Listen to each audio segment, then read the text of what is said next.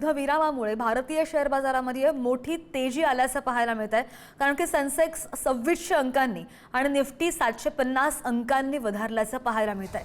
Share बाजारामध्ये तब्बल 3% उसळी निर्माण झाली आहे। अमेरिका इराणमधील तणाव निवळला आणि त्यामुळे तसंच कच्च्या तेलाच्या किमतींमध्ये घट झाल्यानं जागतिक बाजारपेठेमध्ये सकारात्मक वातावरण निर्माण झाल्याचं पाहायला मिळत आहे। यामुळे भारतीय शेअर बाजारामध्ये मोठी वाढ पाहायला मिळते। आणि या संदर्भात आपण बोलूयात शेअर मार्केट तज्ञ केदार ओक सर आपल्या सोबत आहेत। केदारजी नमस्कार। आपण पाहतोय गेल्या अनेक दिवसांपासून चढ उतार पाहायला मिळत होते शेअर मार्केटमध्ये, मात्र आता युद्धविरामाची घोषणा जशी झाली तशी बाजारामध्ये मोठी तेजी पाहायला मिळते।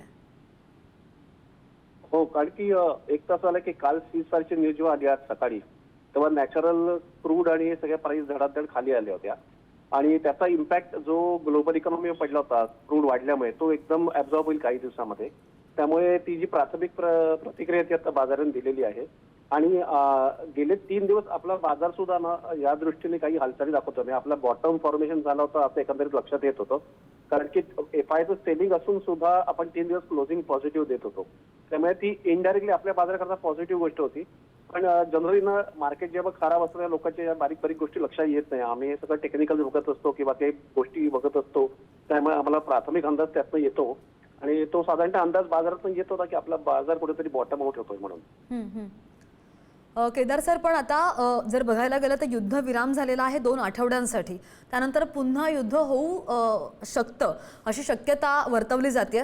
मात्र आता या 2 आठवड्यांनंतर सुद्धा तसाच चढउतार पाहायला मिळू शकतो का शेअर मार्केटमध्ये? जर हे युद्ध थांबलं तर इथून बाजार आपला स्टेबल होईल, पण पुन्हा तर काही निगेटिव्ह जर आता पुन्हा पडझड आपण बाजारात बघू शकतो। पण आता ती पडझड असेल ती बऱ्यापैकी सांभाळलेली आहे, सगळ्या लोकांना अंदाज आलेला आहे साधारण की कितपत मार्केट खाली वरती होऊ शकतं। सो ही प्राथमिक रिएक्शन ही नॉर्मल आहे की जो एक आनंद होतो की आता युद्ध थांबलंय बाबा, तर ती आता प्राथमिक रिएक्शन आपल्या बाजाराने दाखवली आहे। या काळात लोकांनी सुद्धा मग जिथे नफा होत असेल तो आता पदरात पाडून घ्यावा आणि परत काही असं वाटतं की या करेक्शन नंतर कुठे तेजीनंतर बाजार कुठे परत ऍडजस्ट होतोय प्राइस मध्ये, तर परत चांगले समभाग असे असतात बाय करायला काही हरकत नाहीये।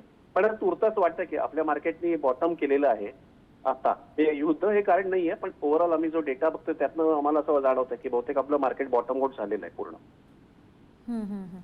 सर, आता गुंतवणूकदारांना आपण काय सल्ला द्याल? जर वरती आहे त्यामुळे आज जर कोणाला फायदा होत असेल तर नक्की पदरात पाडून घ्यावा, जसा नफा होतोय तो आपली लिक्विडिटी इंटॅक्ट करून घ्यावी आणि मग तुम्ही जे कुठले चांगले समभाग घेतलेत आणि जे काही कारण नसताना खाली आहे, त्यांचा व्यवसाय स्थिर आहे, प्रॉफिट मार्जिन चांगला आहे, बिझनेस इम्प्रुव्हमेंट चांगले आहेत, अशा शेअर्समध्ये पुढच्या काळात इन्व्हेस्टमेंट करायला काहीच हरकत नाहीये। आणि असे बरेच स्टॉक्स बाजारात अवेलेबल आहेत, फक्त आपण अभ्यास करायची गरज आहे। तसं आता युद्ध झाल्यानंतर काही काही ठिकाणी डॅमेज झालेल्या गोष्टी आहेत, फॉर एक्झाम्पल पाईप्स लाईन्स आहेत, गॅसच्या पाईपलाईन्स आहेत, किंवा आता क्रूडच्या ह्याच्यात जी रॅली होती त्यामुळे ऑइल इंडस्ट्रीमध्ये काही स्टॉक आहेत, इन्फ्रास्ट्रक्चरचे स्टॉक आहेत, अशा ठिकाणी किंवा डिफेन्स मधले काही स्टॉक आहेत, त्याच्या टेक्नॉलॉजीमध्ये काम करणारे स्टॉक्स आहेत, अशामध्ये लोकांनी गुंतवणुकीला प्राधान्य द्यावं पुढच्या काळात।